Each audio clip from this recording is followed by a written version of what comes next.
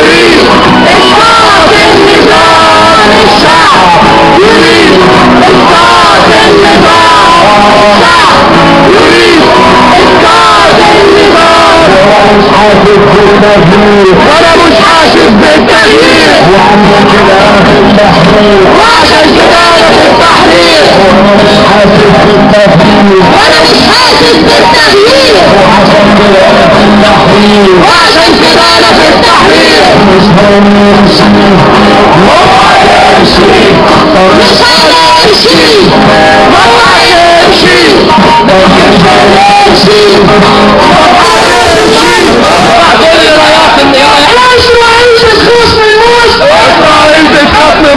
مجلس خيبة يا مجلس عار مجلس خيبة يا مجلس عار اللي بيقتل الثوار اللي بيقتل الثوار مجلس خيبة يا مجلس عار مجلس خيبة يا مجلس عار اللي بيحبس الثوار اللي بيحبس الثوار أحرار هنكمل المشوار ثوار أحرار هنكمل المشوار ثوار أحرار هنكمل المشوار ثوار أحرار هنكمل المشوار صوت الحرية طالع والمجلس عامل مش سامع والمجلس عامل مش سامع الكنيسة ويا الجامع الكنيسة ويا الجامع الكنيسة ويا الجامع 20 يناير اليوم العالمي المصري من مسيره والميدان انتوا قدامكم دول مصريين والشهداء في كل مكان اخوانا العرب وكل احرار من مسيره والتحرير بيقولوا للمجلس العسكري ارحل ويسقط الموتين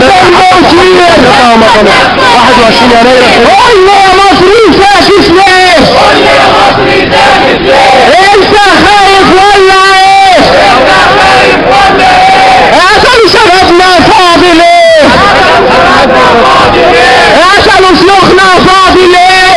قتلوا شيوخنا فاضي ليه؟ سحلوا بلدنا فاضي ليه؟ سحلوا بلدنا فاضي ليه؟ فاضي ليه؟ فاضي ليه؟ فاضي ليه؟ فاضي ليه؟ فاضي ليه يتخاف عليه؟ فاضي ليه يتخاف عليه؟ طنطاوي بيداش طنطاوي طنطاوي طنطاوي طنطاوي ميليتير ميليتير ميليتير طنطاوي طنطاوي أساسا طنطاوي طنطاوي ميليتير ميليتير. النهارده السبت 21 يناير اليوم العالمي للمصريين في الخارج لدعم الثورة المصرية من مدينة باريس دولة فرنسا. في أكتر من دولة نزلت النهارده، أكتر من 15 دولة أوروبية وأمريكية نزلوا عشان خاطر يقولوا إن الثورة مستمرة حتى تحقق أهدافها ومطالبها. وكان برنامج النهارده في باريس شباب المصريين والعرب ووطن العرب وكل حر من أحرار العالم أيا كانت جنسيته جه دعمنا النهارده عشان نقول الثورة مستمرة حتى تحقق أهدافها. وبدأنا البرنامج بمسيرة تجوب شوارع باريس كلها وجينا هنا وصلنا لميدان باستيل. الميدان ده هنا في باريس اسمه ميدان باستيل، ده رمز للثورة الفرنسية.